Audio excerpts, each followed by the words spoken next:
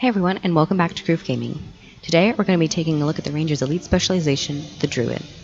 And this build I've been using in PvP quite often, and I have yet to take her into PvE, but I will soon, so I'm fairly certain it'll be fine. There won't be too many tweaks I'll have to make. But if that does arise, I will probably update this for PvE, but for now this is more PvP oriented. And of course, use this build if you like it. Tweak some things if this doesn't suit your gameplay and another trait line does, go right ahead. You know, this is here for your needs. So to cut back down on time, my last build video was quite long, so we're just going to get straight into it and cover the skills, the weapon skills first, then the utilities, then the runes, sigils, amulet, and then the traits. So let's get started. The first skill is, I use the weapon staff, and the first skill is Solar Beam. And this will damage allies for a small amount, but over time it'll gradually build up and the numbers will start to stack, but it still is essentially the same amount every time.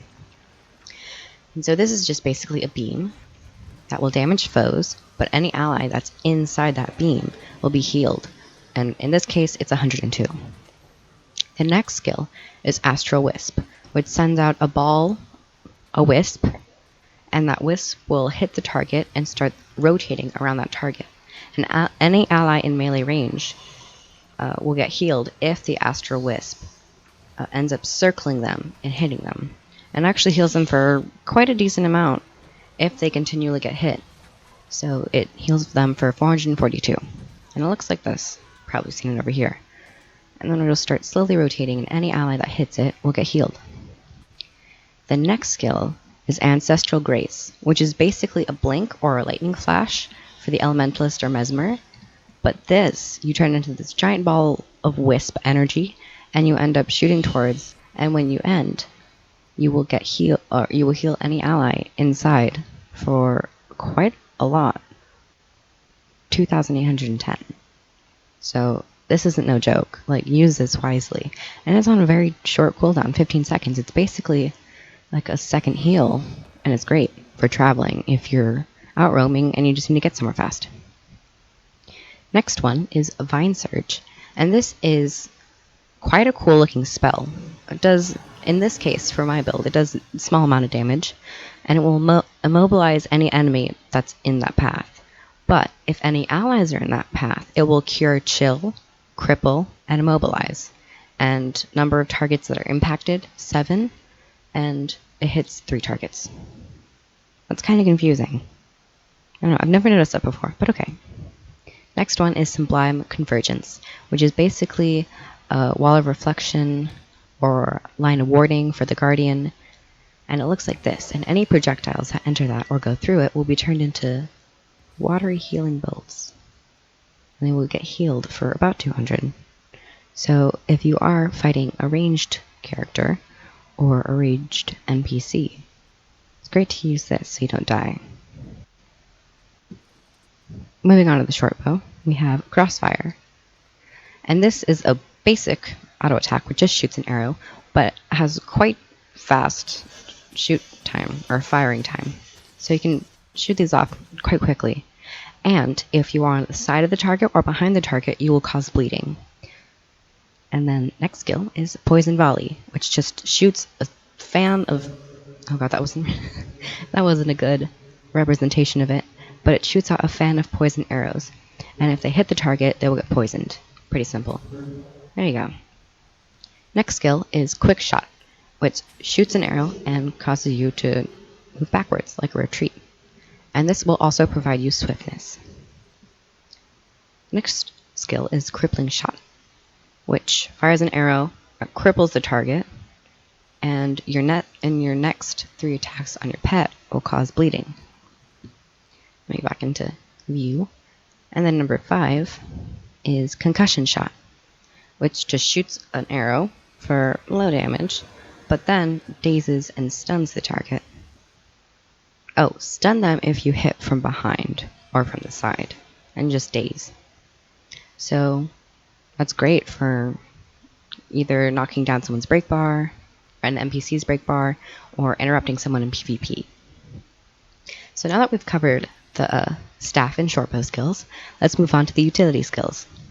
The heal I use is Glyph of Rejuvenation, and this provides you with a lot of self-healing and moderate healing for any allies around you. Now, there is a special mechanic with the Druid, which is your celestial avatar state, which just basically means you become the celestial avatar, and any glyph, which is the new type of skill you get with the Druid, is basically reversed and increased. So if you weren't going into celestial avatar state, your Glyph of Rejuvenation will cause major healing to allies, but small healing for yourself. So it's just reversed. Next is Glyph of Alignment, and this damages any allies around you in a 300 radius and applies conditions to nearby foes. And if you are in your celestial avatar state, this will heal allies and cure conditions. Next is Glyph of Equality, which dazes any enemies around you and does moderate damage. And if you are in your celestial state, it cures stuns and dazes, if I'm correct. Let me just check. Break stun from nearby allies. Okay. Next is Glyph of Tides, which pushes nearby enemies away from you, and if you're in your celestial state, it pulls them towards you. Next is my elite skill that I use. It's Entangle. With this, I think you can also use Spirit of Nature, but I've gone with Entangle just because I'm in PvP and sometimes it's a little bit of a pressure and you need to get some pressure off of you, so that's why I'm using Entangle for now. But for raids, Spirit of Nature will probably be pretty good, pretty viable. So let's move on to traits. And now let's talk about the traits. The 3 trait lines I take for this build are Skirmishing, Nature Magic, and of course the Druid. Now let's talk about Skirmishing. The first trait we get is Tailwind. Gain swiftness when swapping weapons in combat. Now I don't do too much weapon swap, especially if I'm in a very healing mode, so this doesn't, whenever I do swap weapons, it's nice to have. Now the first trait I take is Sharpened Edges. You and your pet have a chance to cause bleeding on critical hits. Now if I'm using the short bow, there's going to be a lot of bleeding going on with the auto attack, so this just increases our odds of stacking high amounts of bleeding. Next trait is Furious Grip. Gain fury when swapping weapons in combat. Again, I don't do too much weapon swapping if it is a very healing intensive situation, so whenever this happens, it's useful. Next trait I take is Hidden Barbs. Bleeding you cause is more dangerous. Now, with the first trait and this trait and your automatic bleeding on the short bow, it ends up being really useful. So this is why I take this one. Next we got Hunter's Tactics. Increased chance to critically strike while attacking from behind or the side. I had a little bit of a stutter there. Apologize. And with the short bow, your auto attack, you're primarily going to want to attack from the side or behind. So having an increased critical chance is great, because with this one, your critical chance has a 66% chance to cause bleeding. So more crits mean more bleeding. And the final trait I take for Skirmishing is Light on Your Feet. Damage and condition duration is increased for a while after dodging. Short bow skills recharge faster and your arrows pierce. So this means after you dodge, your bleeding's damage will be increased, and your short bow skills have reduced recharge. And your arrows pierce, so they can hit multiple enemies. So this means they aren't destroyed when they hit one enemy. And now let's talk about the Nature Magic trait line. First trait we get is Rejuvenation. Gain regeneration when you receive damage while your health is below the threshold. This is great. I want to say great, but not really seen as a regen is pretty much a weak boon, but it's nice to have for sustainability and survivability. The first trait I take is Allies Aid. When you begin reviving an ally, you use search and rescue on them. Increased revive speed. So this means I'm reviving allies faster, and when I revive an ally, I also use search and rescue, which commands my pet to go search for another downed ally. And typically, the pet will end up just reviving your same ally that you're reviving, so that ally gets up quicker. The next trait we get is Fortifying Bond, which just means any boon you get, and the list of boons are here, any boon the character gets, the pet will also get. The next trait I take is Vigorous Training. Pets grant vigor to nearby allies when you swap pets. And this, pretty self-explanatory, when you're swapping a pet, you send out vigor to allies around you, 300 radius. Pretty good. Next is Lingering Magic. Boons applied by you and your pet last longer. So any boons you happen to apply, like the vigor, this build there's not too much boons going out, but any boon you do apply to allies will last longer, which is always nice. And the final trait, or the final trait I take in this trait line is Invigorating Bond. Your pet heals allies in an area when executing a command, also known as an F, which is bound to your F2 key by default. So if you use an F2 ability, you will heal allies around you, and this is one reason why I take the Juvenile Fernhound, because your F2 ability for the Juvenile Fernhound is Regenerate, which sends out regeneration to allies and default healing, and with this you're also stacking another 2,500 healing on that ability. And finally, for the main focus of this whole build, we have the Druid. The first trait we get, it's not too special. Well, it is actually very special because it allows you to go into your celestial state. But other than that, it doesn't really do much. And it also gives you access to glyphs. So that's basically it. I just explained it. Okay. The first trait I take is Cultivated Synergy. Using a heal skill heals allies around you and your pet. So if I end up using my healing glyph, it will heal allies around me and then heal them again.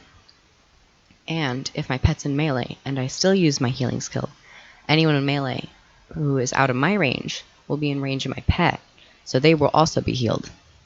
Kind of, I think I explained it slightly weird, so it may be a little confusing, but just read the description. It's not too confusing. Next we get Live Vicariously. When you heal an ally, you are also healed. So this is great for sustainability and survivability. So this is great when you're around a large group of people and everyone's taking damage and you're healing them because you're also getting healed and you don't have to use your healing skill as much. So this, and 303 healing is pretty nice. Next trait I take is Verdant Etching. Reduces recharge on glyphs, and activating a glyph skill will plant a seed, and this seed is Seed of Life, which means after a short period of time it will blow up and heal allies around it for 1,100 and blind any foes inside there. This is pretty much the most important thing in this whole trait line. Personally, I find this to be the most important thing. Next trait we get is Natural Mender. Increase outgoing healing whenever you heal another ally, and this stacks up to 10. So when you get 10 stacks, you're getting a lot of outgoing healing, or you're getting a lot of increase to your outgoing healing. And the final trait I take in this whole build is Lingering Light. Healing an ally causes their next attack to heal them and blind their target. So this may be a little bit more important than Verdant Etching, but I think this actually may be a little bit more important, actually. Yeah, I think I just changed my mind. Yeah, I kind of thought about it. It's really a brilliant trait to take, because when you're healing them, you're already healing them for a decent to a large amount, and when they attack, they're also getting healed again for 836, and then they blind their enemy. Now, some enemies in the Maguma jungle are immune to blinds, which can be a little annoying, but some enemies are able to be blinded, so that could be useful in some situations. Now let's move on to the equipment. And my sigils, my rune, and my amulet. Of course, I take the staff and the short bow. Now, the short bow looks a little wonky. It's not transmogged, because I don't typically use Druid. I'm saving that for another character. But anyways, let's move on to the sigils. On the staff, I take Sigil of Water for a 30% chance on hit to heal nearby allies around the target. Or your target. The next sigil I take is Sigil of Benevolence for the increased outgoing healing. So this just means I have a 0.5% increase to my outgoing healing, which is nice. Next, I take Sigil of Earth for a 60% chance on critical hit to inflict bleeding. Not a 66% chance, it's 60% chance. And this lasts for 5 seconds once you swap weapons. That's pretty self-explanatory. And with the auto attack, a lot of bleeding's happening. And then extra chance to inflict bleeding. So you could get, in a perfect world, potentially, you can get a lot of bleeding out in a short period of time. And then the final sigil I take is Sigil of Benevolence. And then this and this will increase my outgoing healing dramatically. Well, I wouldn't say dramatically, but it's always nice to have. And I feel like another Sigil of Water wouldn't really be needed, because there already is a lot of healing going on, and just increasing that already copious amount of healing is really nice. So that's why I chose Sigil of Benevolence for this short bow. And on to the rune. I chose Rune of the Crate, not Rune of Crate. I chose this for the condition damage and for the extra bleed duration. Now you can use Rune of Duena the Monk, but in this situation I needed a little bit more damage, so I chose Rune of the Crate in PvP. But in PvE, if you are going full-on support, just for PvP, I'm sticking with this so I can put out some damage and kill enemies faster. But in PvE, you may want to do Monk, Duena, or Flock, maybe? Possibly? You decide. And now for the amulet. I'm choosing Magi's Amulet. Or Magi Amulet. And this is 900 increase to precision and vitality, and your main stat being healing power. And it does provide you with a lot more health, but I still go down quite quickly, which is a little worrying. Maybe it's just me, because I'm not super good at playing Ranger, but I am moderately okay. And I just basically chose this for the extra precision, and of course healing power, because that's the whole purpose of this build. And now I'm going to touch up a little bit on the Celestial Avatar. Now, if I can quickly go over here and build up some of the resource, that'd be lovely. So if my pet can get over here and start attacking, we're just going to wait a little bit until it actually builds up. This seems like it's going quite slow today. I don't know why. I think with the change, they've increased, or they've lessened the amount of energy you get. See, I would have had a full bar by then. Halfway done. Okay. Now this depletes rather quickly, so I'm going to talk very quickly. Okay. We've almost got him. Why is this taking so long? Okay, well, this is a little bit of gameplay footage. Not really. I will be doing another gameplay video after this one to showcase it in an actual match. So we're almost done with this. Oh my gosh, I probably should have done this before recording. But a lot of things come last minute to me. Okay, we're almost there, come on. Oh my god. The struggle. Okay. We're almost there. Okay, now we're there. Now I'm going to talk very quickly and just basically do a quick rundown of what each skill is. Okay, 3, 2, 1, go. Number 1, basic healing, really small. Number 2, Seed of Life, like that built up thing and it explodes. Number 3, massive healing. Number 4, healing around you, lasts for a while, does a lot of healing. Number 5, a lot of damage at the end, a lot of conditions. There you go, done. That was really quick, and I'm not going to do that again. Hopefully you can go back and pause to see that last one, or the last one's description. So I hope you guys enjoyed this. I'm going to be doing a gameplay video after this. I'm kind of rushing this because I don't want this to be too long. So, this is the end of the video. That's basically all I have to say. I'm sorry if I was a little scatterbrained today. I don't know what's going on. Anyway, hope you guys enjoyed. Subscribe if you liked it. Like if you liked it. Subscribe to keep me motivated. Liked if you liked it. And comment down below to be social. I will try to answer any of your comments, questions, or opinions. And I hope you guys add to the conversation down below. So thank you for watching. I hope you enjoyed. And watch or look out for my gameplay video of the Druid. I'll see you guys in the next video. Goodbye.